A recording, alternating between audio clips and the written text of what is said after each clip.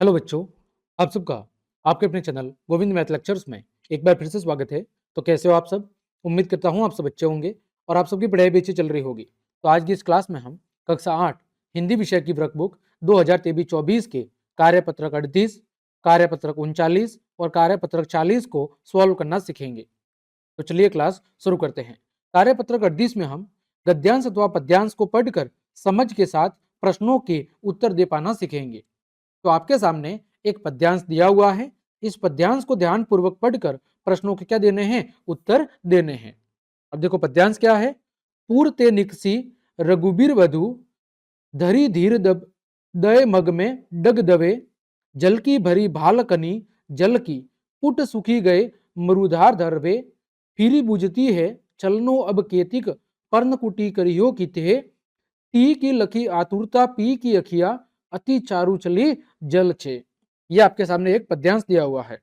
अब देखो सबसे पहला प्रश्न, उपयुक्त पद्यांश कौन सी भाषा में लिखा हुआ है? कौन सी भाषा में? तो हम कहेंगे अवधी भाषा में। कौन सी भाषा में? अवधी भाषा में। ठीक है, ये जो पद्यांश है ये अवधी भाषा में लिखा हुआ है। ठीक है। दूसरा, निम्नलिखित शब्दों के मानक रूप लिखिए। निम्नलिखित शब्दों के मानक रूप। पहला है निकसी। निकसी का मानक रूप क्या होता है? निकली।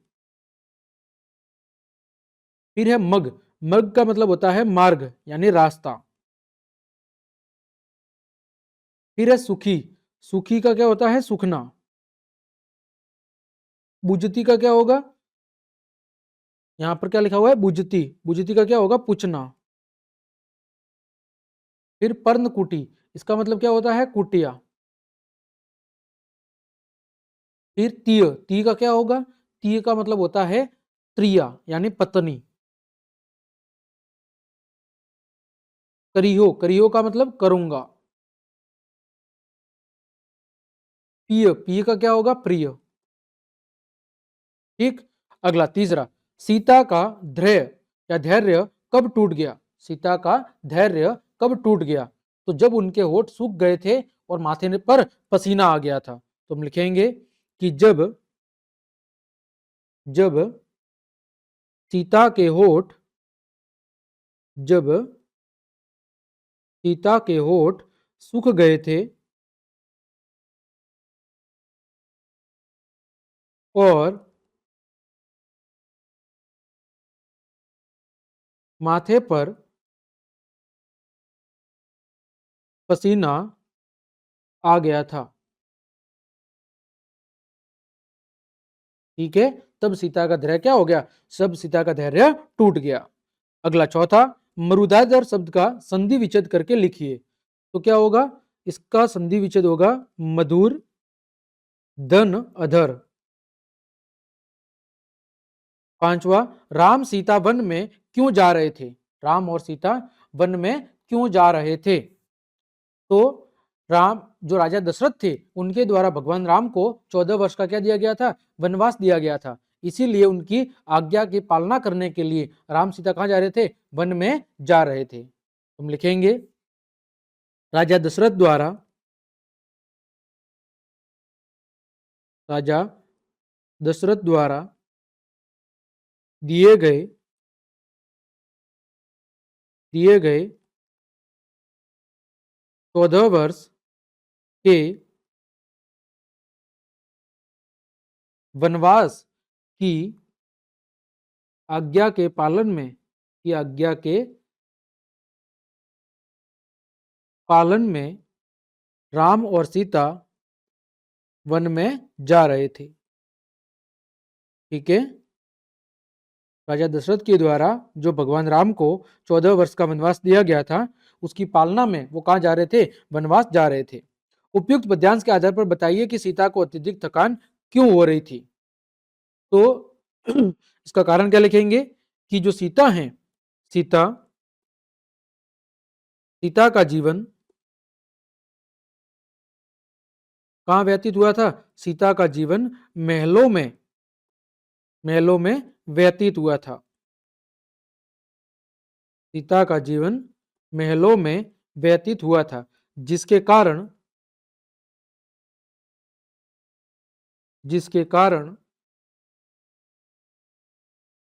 उनका शरीर क्या था?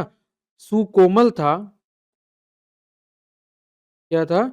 उनका शरीर सुकोमल था तथा वन में काफी समय तक पैदल चलने के कारण काफी समय तक पैदल चलने के कारण उनकी ऐसी दशा हुई थी।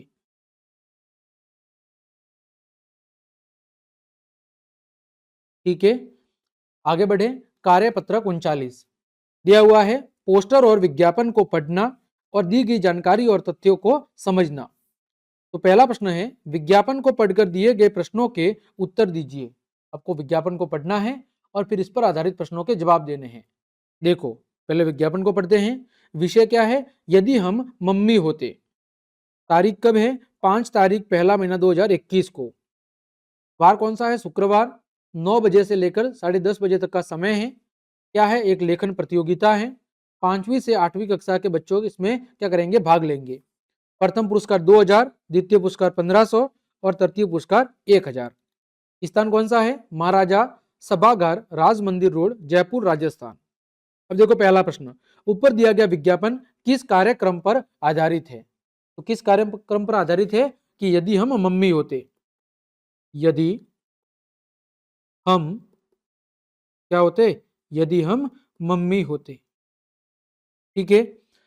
दूसरा, यह किस स्थान पर आयोजित किया जा रहा है? कोई स्थान कौन सा है? तो देखो, महाराजा सभागार, महाराजा सभागार, राज मंदिर रोड, जयपुर।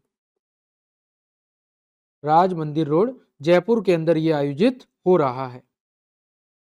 अगला प्रश्न है, इस प्रतियोगिता में कौन कौन सी कक्षाओं के विद्यार्थी भाग ले सकते हैं? तो कक्षा 5 से 8 तक। तो कक्षा 5 से 8 तक के विद्यार्थी। ठीक है, कक्षा 5 से 8 तक के विद्यार्थी। प्रतियोगिता में इनाम की कुल राशि कितनी है? तो कुल राशि कितनी है? देखो, 2000, 1000 और 1500। तो कितनी है कुल राशि? 4500 रुपए। कितनी है? 4500 रुपए। आगे देखो, पोस्टर को पढ़कर दिए गए प्रश्नों के उत्तर दीजिए। दूसरा प्रश्न भी यही है, आपके सामने पोस्टर दिया हुआ है, इसको पढ़कर दिए गए प्रश्नों के उत्तर देने हैं। प्लास्टिक प्रदूषण को हटाएं। मैं कैसे उड़ूं? अरे मैं क्या करूं? प्लास्टिक की बदबू। मैं पानी में नहीं तैर सकती। प्लास्टिक खा खाकर मैं तो बीमार हो गई हूं। तो ये अलग अलग पक्षी शिकायत कर रहा है कि मैं कैसे उड़ूं। व्यक्ति बोल रहा है कि अरे मैं क्या करूं? प्लास्टिक की बहुत ज्यादा बदबू आ रही है। यहाँ पर शायद मछली का चित्र है, ये कह रही है कि मैं पानी में नहीं तैर सकती क्योंकि प्लास्टिक की वजह से वो उसे बाधा हो रही है। और ये गाय कह रही है कि मैं प्लास्टिक खा खा कर क्या हो गई हूँ? बीमार हो गई हूँ। पहला प्रश्न है, ऊपर दिया गया पोस्टर किस पर आधारित है? किस पर आधारित है?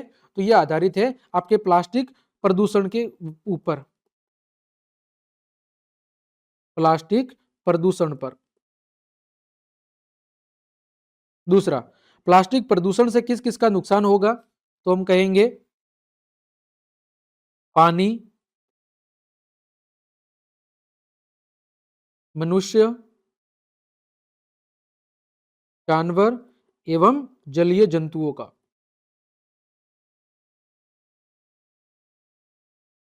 ठीक। अगला, प्लास्टिक प्रदूषण से कौन कौन सी बीमारियां हो सकती है? तो प्लास्टिक प्रदूषण की वजह से देखो, हैजा, है ना, इसके बाद उल्टी, दस्त आदि। ठीक, ये था आपका कार्यपत्रक 39। आगे बढ़े, कार्यपत्रक 40, संवेदनशील मुद्दों पर अपने अनुभव लिख पाना। पहला प्रश्न है, दिए गए चित्र को देखकर नीचे लिखे प्रश्नों के उत्तर दीजिए। देखो, दिव्यांग बच्चे भी समान अवसर मिलने पर सामान्य बच्चों की तरह ही कार्य करने में आत्मनिर्भर हो सकते हैं। क्या तुम इस बात से सहमत हो? सोचकर अपने विचार लिखिए। मतलब जो दिव्यांग बच्चे होते हैं, जो या तो हाथ, पैर, आंख, कान कहीं से कमजोर होते हैं, क्या वो बच्चे भी, अगर उनको उचित अवसर दिया जाए, उनको अगर उचित अवसर दिया जाए तो वो भी बाकी बच्चों की तरह कार्य कर सकते हैं और आत्मनिर्भर हो सकते हैं। क्या आप इस बात से सहमत हैं? तो सोचकर अपने विचार लिखने हैं। तो बिल्कुल सही बात है, हम इस विचार से क्या है, हम इस विचार से सहमत हैं। तो हम लिखेंगे कि हाँ, अगर दिव्यांग बच्चों को अगर दिव्यांग बच्चों को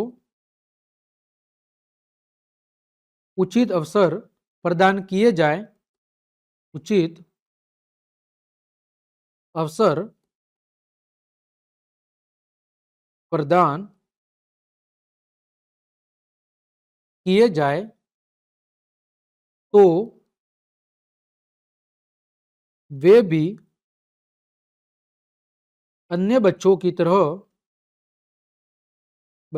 तरह कार्य करने में क्या हो सकते हैं, आत्मनिर्भर हो सकते हैं। आत्मनिर्भर हो सकते हैं। ठीक है।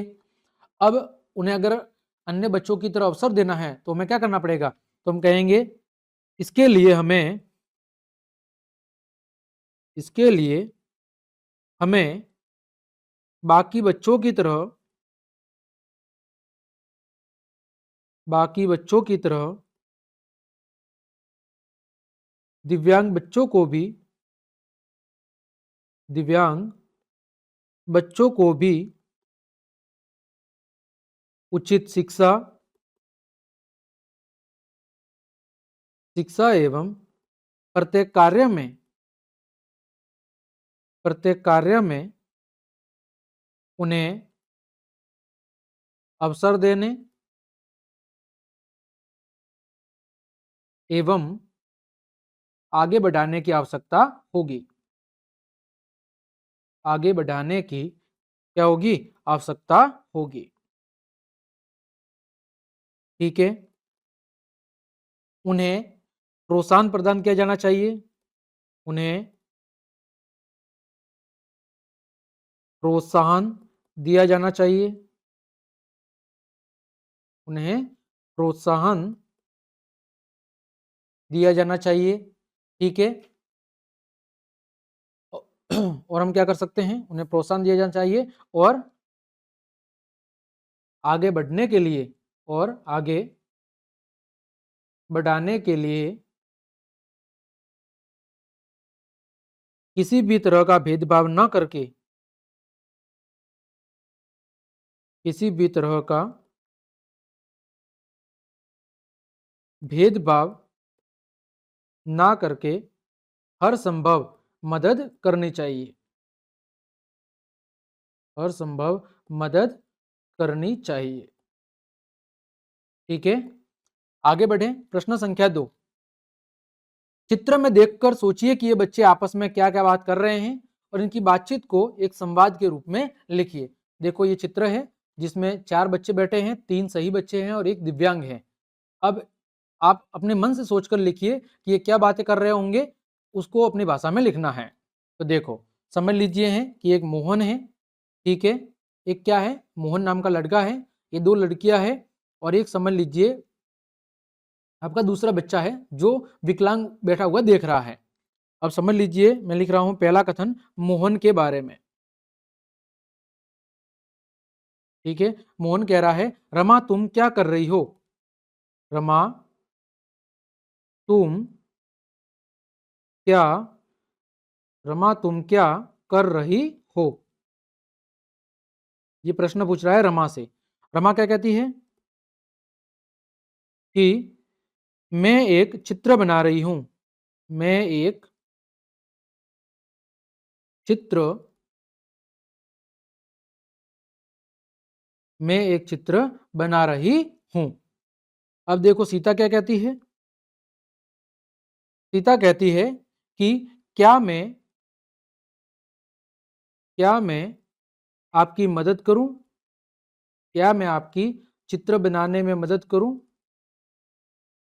क्या मैं आपकी चित्र बनाने में मदद करूं। ये पूछ रही है सीता किससे, रमा से।